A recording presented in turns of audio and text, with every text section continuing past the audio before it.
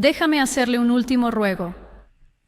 Presidente, millones confían en usted. Y como le dijo a la nación ayer, ha sentido la mano providencial de un Dios que ama. En nombre de Dios, le imploro que tenga compasión por la gente en nuestra nación que siente miedo ahora. Existen niños homosexuales, lesbianas y transgénero en familias demócratas, republicanas e independientes, algunos que temen por su vida. Y la gente que cosecha nuestros cultivos y que limpian nuestras instalaciones, que trabajan en granjas y plantas de carne, que lavan los platos en los que comemos y trabajan en turnos nocturnos en hospitales, ellos pueden no ser ciudadanos o tener los papeles correctos, pero la gran mayoría de los inmigrantes no son criminales. Ellos pagan impuestos y son buenos vecinos. Son miembros leales de nuestras comunidades religiosas, iglesias y otros espacios sagrados. Le ruego, señor presidente, que muestre piedad hacia ellos, cuyos hijos temen que se lleven a sus padres, y que asista a quienes escapan de la guerra y la persecución en sus países, a encontrar compasión y refugio aquí. Dios nos manda que debemos ser bondadosos con el extraño, ya que todos fuimos un día forasteros en esta tierra. Que Dios nos dé la fuerza y el valor para respetar la dignidad de cada persona, para hablar la verdad unos a otros con amor y caminar con humildad con los demás y con Dios, por el bien de todos en este país y el mundo. Amén.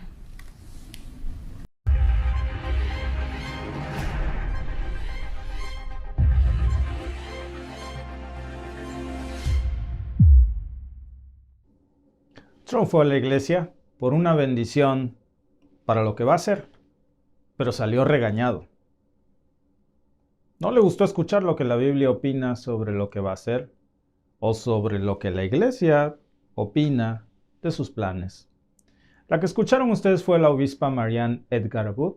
Por supuesto, para conveniencia de ustedes lo hemos traducido, de todos nosotros lo hemos traducido al español. También lo pueden ustedes ver el video original, pero básicamente eso es lo que pasó.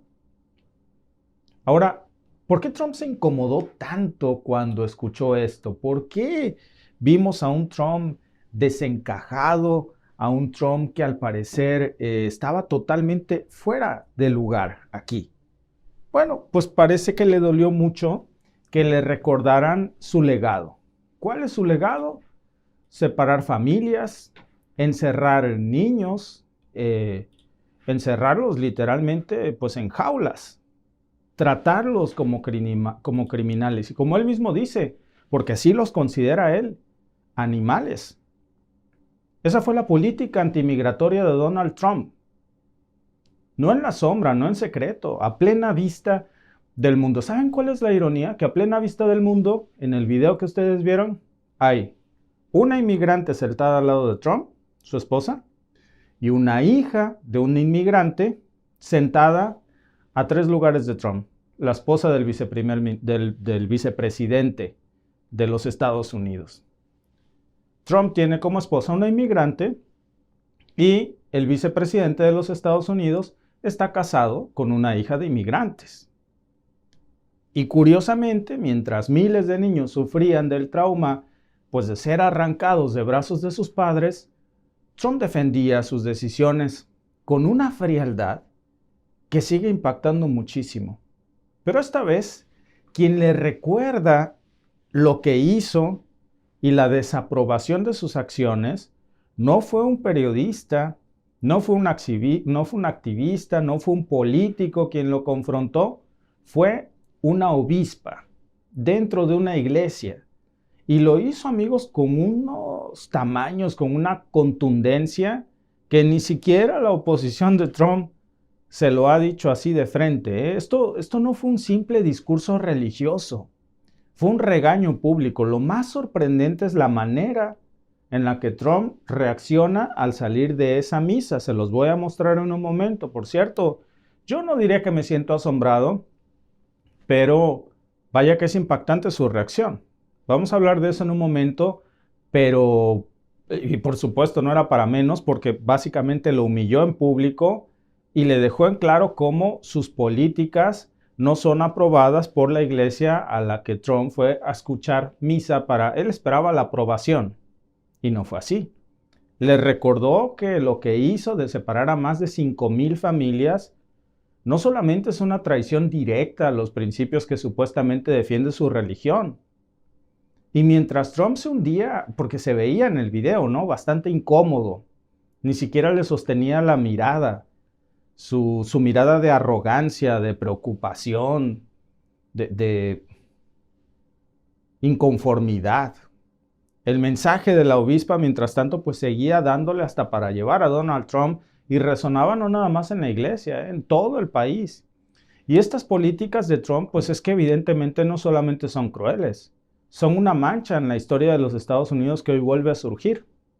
Miren, cuando yo estaba leyendo esta nota hace rato, me acordé mucho del caso Putin. ¿Qué tiene que ver Putin con todo esto? Bueno, tiene que ver mucho. Porque, fíjense, doble moral, ¿no? Putin fue acusado por la Corte Penal Internacional, la CPI, por trasladar a miles de niños ucranianos desde zonas de conflicto a Rusia durante la guerra.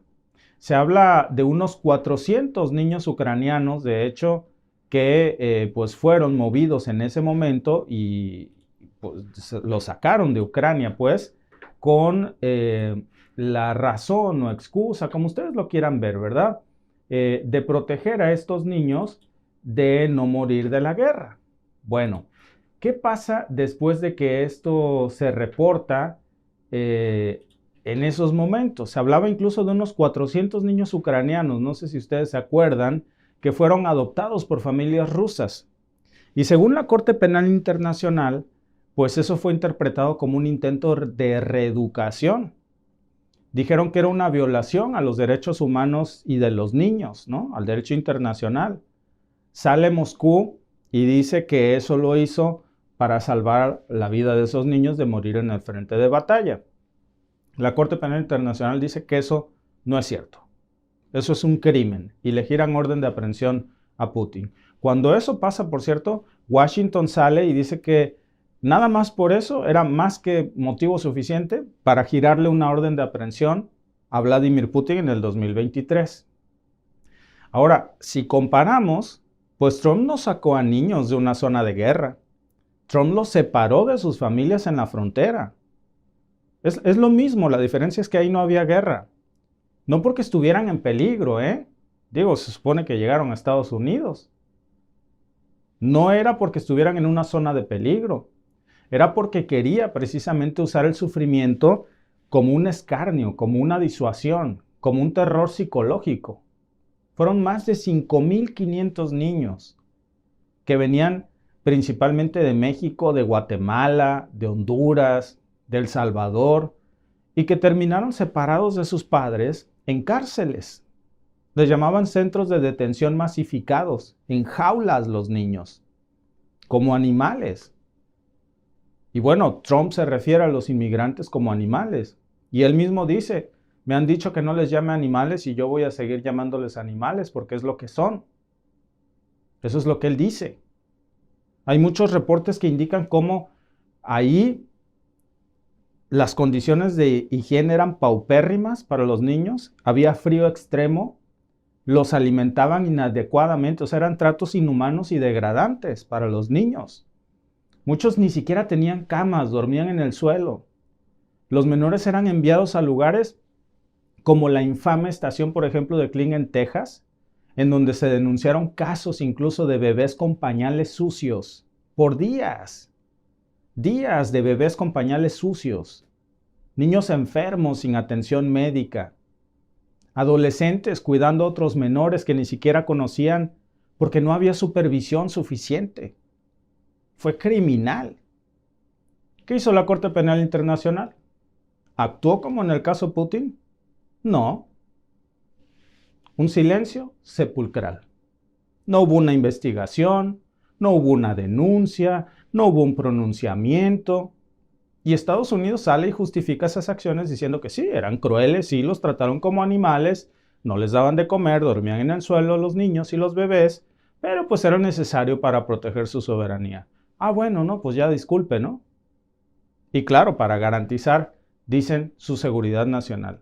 ¿Qué peligro tan grande puede representar un bebé para los Estados Unidos? Era una excusa tonta. Dicen que porque las familias estaban violando la ley al cruzar la frontera sin documentos, y por eso los niños pagaban así, siendo separados de sus padres. Si hubieran estado en una celda, pero con sus padres, hubieran recibido una mejor atención. Nada más que aquí está el detalle, ¿no? La gran mayoría de esas familias buscaban asilo. Algo que no es ilegal bajo el derecho internacional, eso no es un delito. No puede llamarlos delincuentes. Entonces, esas separaciones no solamente eran crueles, eran desorganizadas. Según la Unión Estadounidense por las Libertades Civiles, la ACLU, cientos de niños, miles, permanecieron en esos centros de detención por meses, porque el gobierno no tenía un sistema adecuado para poder rastrear dónde estaban los padres, que ya incluso ni siquiera en los Estados Unidos estaban, ya habían sido deportados. Y los bebés se quedaban ahí. Un memorando interno del gobierno de los Estados Unidos en ese momento había revelado que ni siquiera tenían un plan claro para poder reunificar a esas familias que cruelmente habían separado y torturado, porque tenerlos durmiendo en el suelo, hacinados, con frío, con hambre, en el caso de los bebés ni siquiera cambiándoles los pañales, pues es una tortura. Es un trato cruel, inhumano, degradante, a la luz del derecho internacional y de la más mínima humanidad. Trump no solamente lo ordenaba, sino que lo presumía para que les diera miedo a los otros inmigrantes de que sus hijos sufrieran esos tratos crueles, inhumanos y degradantes. Muchos padres se quedaron sin saber dónde estaban sus hijos en ese momento. El daño a esos niños, amigos, no fue solo físico, fue un daño emocional que queda de por vida. Hay muchos expertos en salud mental que incluso pues, han advertido que esta separación forzada de padres y niños durante la era Trump, y bueno, ahora viene la segunda parte, ¿no? Pues generó muchos trastornos de estrés postraumático. Les dejó depresión, les dejó ansiedad. Hay un informe incluso de la Academia Americana de Pediatría, que estaba yo leyendo hace rato junto con estos informes, que describía las políticas de Trump como una forma de abuso infantil. O sea, un crimen patrocinado por el Estado. Por ejemplo, en el 2018 se documentó el caso de una niña hondureña, que estaba yo leyendo en este informe, 6 añitos tenía, y fue llevada a la corte, y ni siquiera tenía un abogado, y no hablaba inglés. No tenía a sus padres, la niña sola, 6 años, en una corte, sin saber quiénes lo rodeaban, qué eran, qué decían. El juez le tuvo que preguntar a la niña de 6 años si sabía lo que significaba la palabra asilo. Obviamente la niña no tenía idea. Pero lo peor, amigos, es que no se trataba de un caso aislado. Hubo muchos reportes, incluso publicados por ProPublica, de al menos 72 niños menores de 10 años, de los que se alcanzaron a documentar, que enfrentaron estas audiencias judiciales nada más en el primer año de la política Trump, cuando se implementó en la administración pasada. Y bueno, miren, este contexto que no terminaríamos, ¿no? Porque los crímenes que se cometieron en este campo fueron brutales. Pero ahora que ya sabemos cuál es el contexto de todo lo que estamos hablando y por qué Trump se sintió tan insultado, pues déjenme regresar al tema de la humillación pública que sufrió Trump. Cuando se quiso dar estos baños de buen cristiano y salió regañado de la iglesia a la que fue a escuchar misa. La obispa Marian Edgar Booth. Yo creo que fue la portavoz del sentir de muchos, sobre todo inmigrantes, cuando pide que Trump mostrara un poco de empatía hacia todas estas personas. Su mensaje no fue solo para él, fue para todos los que estaban rodeándolos y los que apoyan esta bandera de falso cristianismo con valores que evidentemente pues no están ahí. Se lo dijo la obispo, ¿no? Ella dijo algo muy importante, dijo, y yo no me meto en estas cosas, repito lo que ella dijo, el evangelio llama a la misericordia hacia el extranjero, no a su persecución. Y recordó también que en algún punto todos fuimos inmigrantes. Bueno, ni siquiera hay que ir tan lejos. No solamente en algún punto somos familia de inmigrantes, no importa de dónde me mires. Ahí a un ladito Trump tenía una inmigrante. Y bien que la conoce porque tiene hijos con ella, se casó con ella. No nació en los Estados Unidos. Y la esposa de su vicepresidente, misma historia.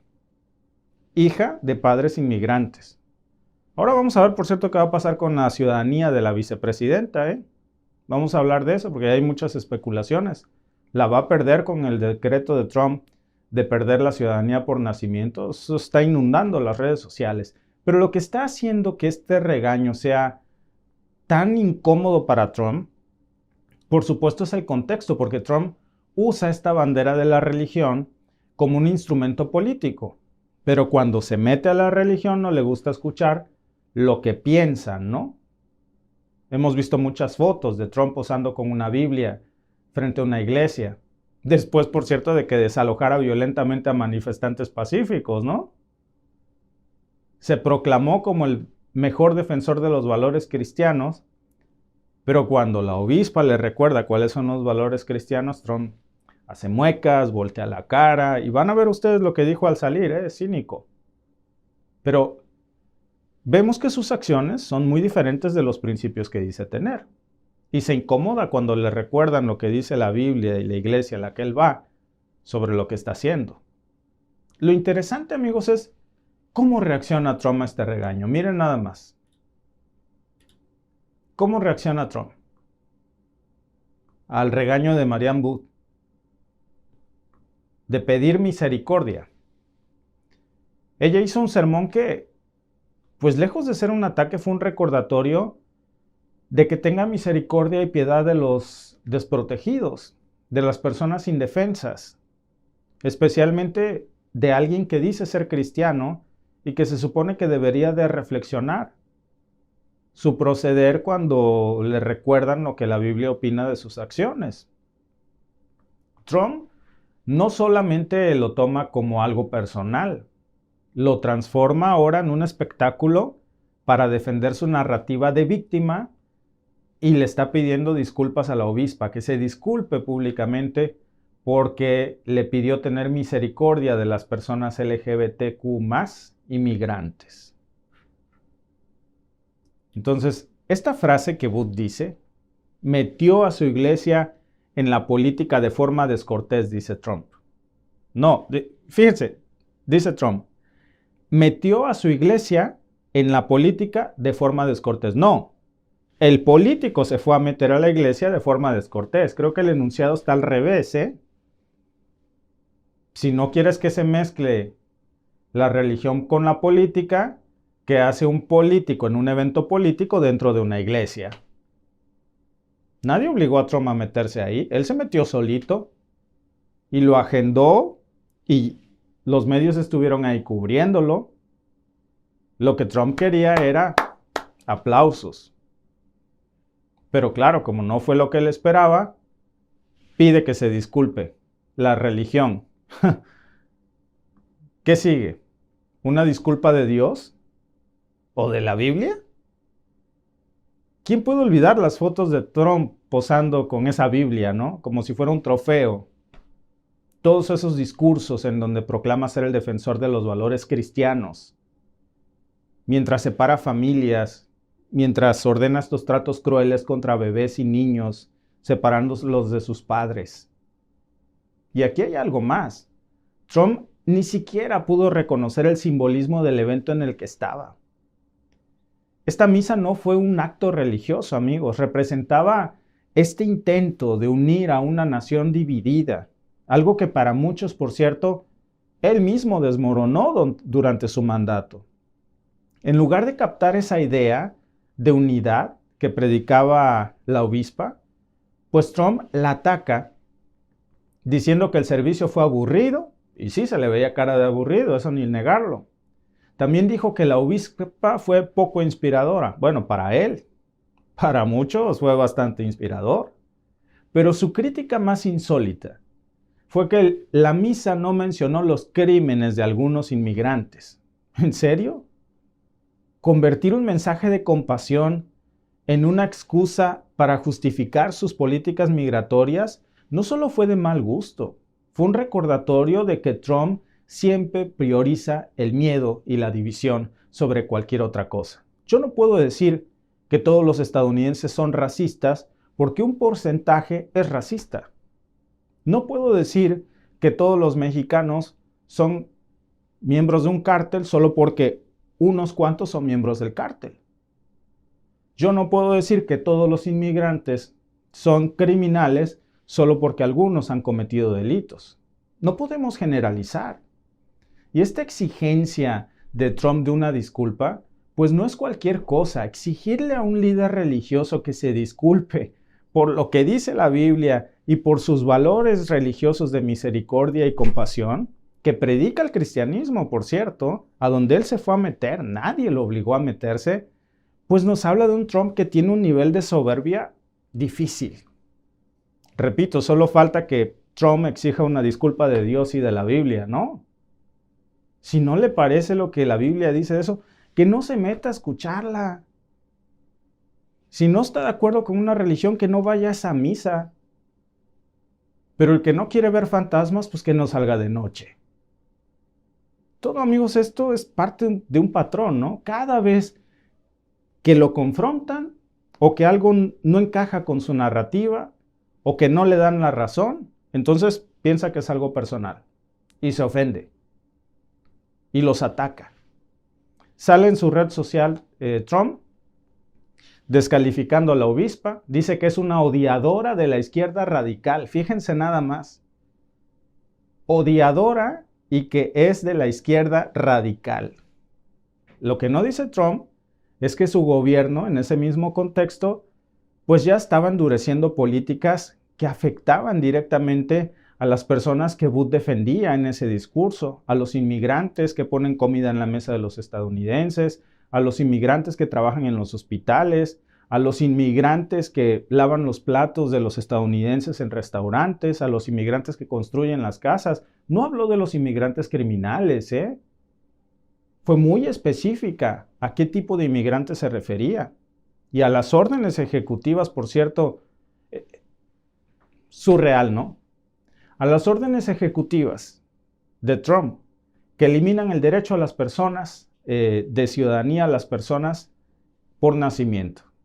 Y curiosamente ahí estaba a un ladito, precisamente, la esposa del vicepresidente de los Estados Unidos, Usha Vance, que es hija de inmigrantes de la India, nacida en Estados Unidos. Ahora las redes sociales están preguntándose si la esposa del vicepresidente le van a quitar la ciudadanía estadounidense. Porque bajo las reglas de Trump, pues fue hija de inmigrantes. Las redes sociales están diciendo, fíjense, hasta a mí me parece como que algo quieren ocultar, porque ahora están diciendo que no se han encontrado pruebas sobre si los padres de Usha Vance eran inmigrantes ilegales o no. No hay pruebas de su estatus. Debería de haber una prueba de confirmación de su estatus. Es más, la esposa ya debería de haber salido a decir, mis papás llegaron bajo el programa fulanito, porque eran ingenieros, doctores, etc. Y yo nací aquí, a mí no me metan en su rollo. No, los medios están diciendo, no se han encontrado pruebas de que hayan sido ilegales. Tampoco han encontrado pruebas de que sí sean legales, ¿eh? A mí me gustaría que ya a estas alturas, ya es para que hubiera la esposa del vicepresidente haber lanzado ahí ya, a ver, no, a mí no me metan en eso, aquí están mis pruebas, ¿no? Por eso ahora la contradicción. Trump, indignado sobre todo por el tema del trato que le da a los inmigrantes, casado con una inmigrante, y su vicepresidente también está casado con una hija de inmigrantes. Déjà vu. Muchas gracias a Yago. Llegó su padre Javier Simán, se llama. Gracias por tu superchat hace rato, amigo. No te pude leer. Gracias a los que están aquí, por cierto, conectados. Dice la bodeguita 388 más sumarle que ordena arrestar en escuelas, iglesias y hospitales, por cierto. Y esto es lo que le molesta mucho a Trump, ¿no? También. Ahora, si no está de acuerdo con la obispa, bueno, pues que no se meta. Alguien decía aquí, se fue a meter a una iglesia woke. Pues yo no sé si era una iglesia woke por defender a los inmigrantes. Lo que sí les sé decir es que una iglesia a la que Trump decidió meterse, cada quien se mete donde quiera. Es como yo les digo a algunos haters que llegan, este canal está loco, pues no me veas, ¿quién te obliga?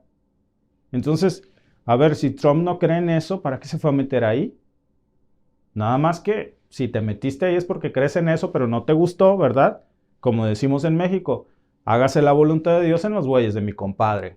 Cuando te dicen, oiga señor, eso que usted está haciendo no es cristiano, entonces ya pido una disculpa. Discúlpese, usted, la Biblia y Dios. Gracias a Unavailable por su superchat, dice la obispa es LGBT, la Biblia no acepta esto. ¿Y qué me dices de los inmigrantes? Pues yo creo en un Dios de misericordia, en un Dios de amor. Todos somos creación de Dios, todos. Dios ama a todos. Tiene, dependiendo del libro religioso en el que tú creas, porque hay muchos, no nada más hay uno, pero todos los libros religiosos coinciden, ¿no? En una serie de mandamientos o pecados, y bueno, ahí cada libro se difiere. Pero en general, uno ama a sus hijos independientemente de lo que sean o de cómo actúen. Y cada padre dice si ese actuar es bueno o malo, a nosotros no nos corresponde juzgar. Yo creo que partiendo de eso, muchas gracias por tu opinión. Bueno, yo te doy mi sincera opinión. Gracias por tu superchat. Dice, Trump siempre ha ido a la iglesia. ¿Qué te pasa? ¿Siempre ha ido a la iglesia? Bueno, yo no sé si siempre ha ido a la iglesia, ¿verdad? No tengo el gusto de conocerlo desde que era niño. No te sé decir. Lo que sí sé es que ahora fue a la iglesia y utiliza mucho la Biblia, el cristianismo, este legado religioso. Más allá de lo que cada quien piensa, yo creo que algo sí es universal. Si tú le preguntas lo mismo al Papa, que a esta obispa, que a un ortodoxo, si Dios es amor, pues creo que casi todos te van a decir que sí, que Dios es amor. Que la obispa dijo que la Biblia dice que hay que tratar bien al extranjero, pues hasta donde yo me quedé, sí, ¿verdad? Y que hay que tener compasión y amar al prójimo, y que lo que le hagas al más pequeño de sus hijos se lo haces a él mismo, pues yo creo que eso también, ¿verdad? Gracias por vernos. Si te ha gustado este clip, síguenos en vivo para ver nuestro programa completo de lunes a viernes en nuestros canales de YouTube y Facebook. Suscríbete, comparte con tus amigos y déjanos tus comentarios. Te esperamos en vivo.